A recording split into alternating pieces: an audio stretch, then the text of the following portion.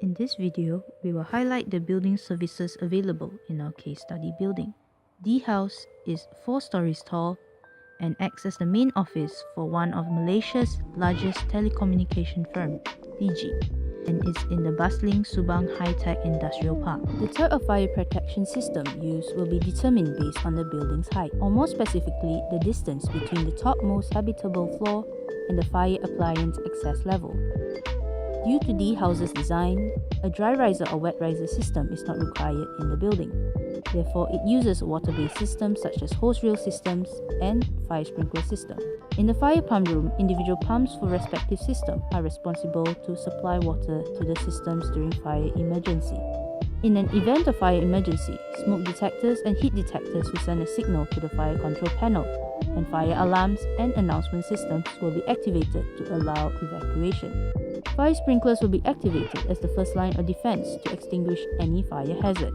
Carbon dioxide will be released at specific areas such as data centers to lower oxygen content and prevent combustion. Besides that, the house is also equipped with fire extinguishers and hose reels, so that firefighting can be done by occupants at the initial stage of firefighting. 6 external fire hydrants are situated around the building to aid firefighting. In the house, the walls, floors, structural members, stairwells, and doors of the building are sealed with fire-resistant materials. Ventilation systems going through the walls has been sealed and fitted with fire dampers. It cuts airflow and prevents spread of smoke through the building.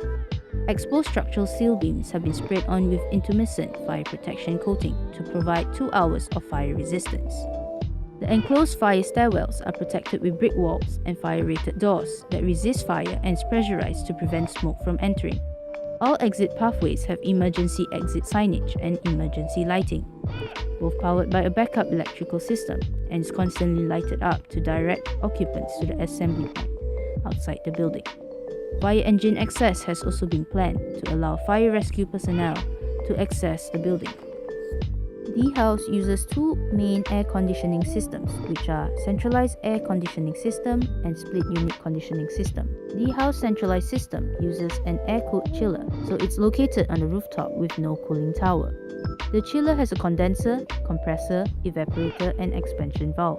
The refrigerant leaves the compressor as a high-temperature, high-pressured gas. The condenser changes the gas into liquid and expels heat using fans. The evaporator absorbs heat and changes the liquid into gas. The chilled water is pumped into AHUs and FCUs. The chilled water pump pumps back warmer return water to the chiller, which releases heat into the atmosphere. There are 11 AHUs in the house. It produces filtered and cool air to be distributed through the diffusers.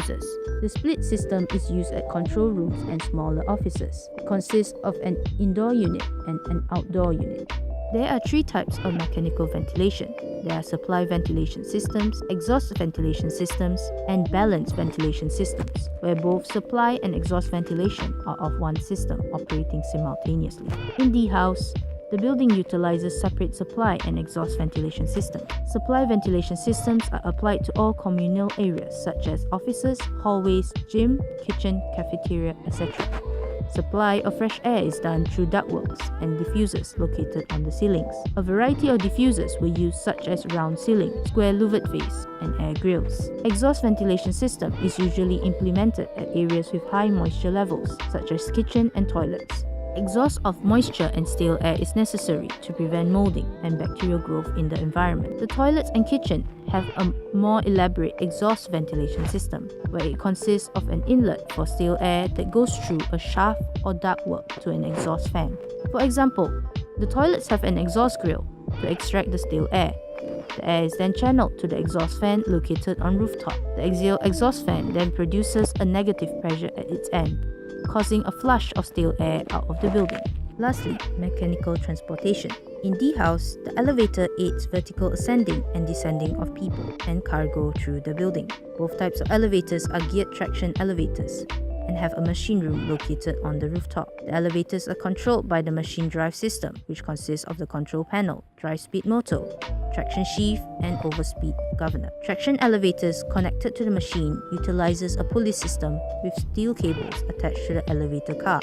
In another part of the building is the main control room, where the room houses the safety system in case of emergency with the car. The buzzer alert and the intercom enables the victim to communicate with the technician. The elevator also can be override manually with just a press of a button in the control panel.